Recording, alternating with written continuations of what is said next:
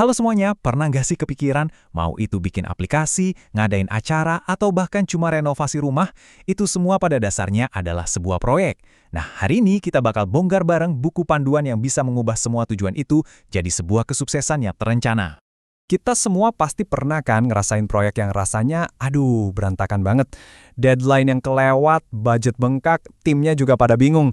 Rasanya tuh kayak lagi ngerakit lemari, tapi nggak ada buku petunjuknya sama sekali. Pusing. Tapi gimana kalau saya kasih tahu, sebenarnya ada loh petunjuknya. Ada sebuah peta yang bisa mengubah kekacauan jadi keteraturan. Dan peta inilah kuncinya.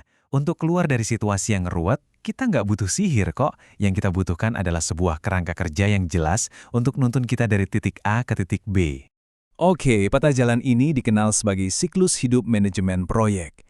Yuk kita buka peta ini dan kita lihat bareng-bareng gimana caranya menata ide-ide kita yang paling ambisius sekalipun. Jadi, apa sih ini sebenarnya? Gampangnya gini deh, anggap aja ini sebagai tahapan-tahapan yang udah pasti. Ini adalah sebuah proses yang memecah satu perjalanan besar yang kelihatannya menakutkan menjadi langkah-langkah kecil yang lebih gampang diatur. Jadi nggak ada yang bakal kelewat. Terus, kenapa ini penting banget? Simple aja, karena struktur inilah yang jadi pembeda antara sukses dan gagal. Struktur ini ngasih kejelasan, kendali, dan yang paling krusial, bikin semua orang di tim jadi satu suara dan bergerak ke arah yang sama. Nah, sekarang, ayo kita lihat lebih dekat lagi tahapan-tahapan dalam perjalanan ini. Ada 5 fase utama yang mengubah sebuah ide sederhana jadi sesuatu yang nyata. Perjalanan dimulai dari inisiasi. Di sini kita menentuin apa dan kenapa proyek ini ada. Selanjutnya kita masuk ke perencanaan, di mana kita memetakan dengan super detail gimana cara ngerjainnya. Terus baru deh eksekusi. Saatnya rencana diubah jadi tindakan dan kerja keras dimulai. Sambil jalan kita harus terus memantau buat pastiin semuanya tetap di jalur yang benar.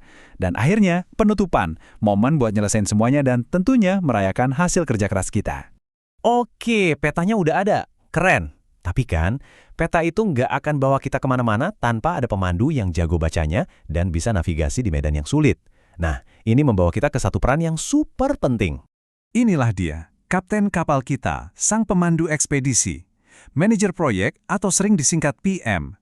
Merekalah yang pegang peta dan kompas yang memastikan perjalanan kita lancar. Nah, penting buat diingat ya, PM itu lebih dari sekedar admin loh. Mereka itu pemimpin sejati, kekuatan pendorong yang mastiin seluruh perjalanan proyek dari ide mentah sampai hasil akhir berjalan mulus. Menjadi seorang PM itu ibaratnya punya banyak topi berbeda, dan seringkali harus ganti-ganti topi di hari yang sama. Yuk kita intip beberapa peran kunci yang mereka mainkan biar proyek tetap jalan terus. Pertama, PM pakai topi sebagai pengawas.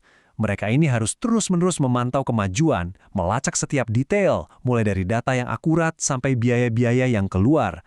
Mereka itu beneran jadi mata dan telinga dari sebuah proyek. Selanjutnya, ada topi sebagai pemimpin teknis.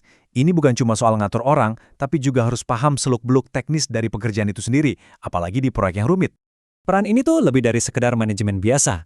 PM yang hebat itu bisa kasih arahan teknis, entah itu soal pengujian sistem, pengembangan fitur baru, atau mastiin semua komponen teknisnya nyambung. Mereka harus benar-benar ngerti jeroannya.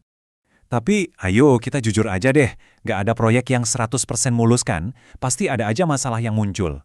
Nah, disinilah PM memakai topi berikutnya yang nggak kalah penting, sebagai pemecah masalah handal. Dan ini bukan soal tebak-tebakan loh, ada metodenya. Mereka mulai dengan mengidentifikasi masalah yang sesungguhnya, bukan cuma gejalanya. Terus, mereka gali lebih dalam, menganalisis apa sih akar penyebabnya. Dari situ, baru deh mereka bikin rencana yang mantap. Dan terakhir, mereka terapkan solusinya sambil terus dipantau, buat mastiin masalahnya beneran tuntas. Nah, memecahkan masalah itu seringkali ujung-ujungnya cuma satu, berani bikin keputusan yang sulit. Ini membawa kita ke topik penting lainnya yang dipakai seorang PM, sebagai pemimpin yang tegas. Di sini ada 3 peran kunci. Mereka itu fasilitator, yang mastiin semua suara didengar pas lagi diskusi. Mereka juga penyedia data, jadi setiap keputusan itu berdasarkan fakta, bukan cuma perasaan. Dan pada akhirnya, kalau tim buntu, merekalah pengambil keputusan akhir, yang harus berani bikin pilihan sulit demi kelancaran proyek. Oke, setelah melihat semua peran ini, jadi apa sih yang membedakan seorang PM yang biasa aja dari yang luar biasa? Yuk kita rangkum kualitas-kualitas utamanya. Semuanya itu kembali ke kombinasi yang kuat dari 5 sifat ini. Butuh kepemimpinan untuk menginspirasi, keahlian teknis untuk jadi panutan, analisis yang tajam untuk mengatasi masalah, komunikasi yang jelas biar semua nyambung, dan keberanian untuk mengambil keputusan yang tegas saat dibutuhkan. Pada akhirnya, kutipan ini ngerangkum semuanya dengan pas. Kehebatan dalam manajemen proyek itu bukan soal jago di satu hal aja, tapi soal kemampuan untuk meramu semua elemen ini jadi satu kesatuan yang solid.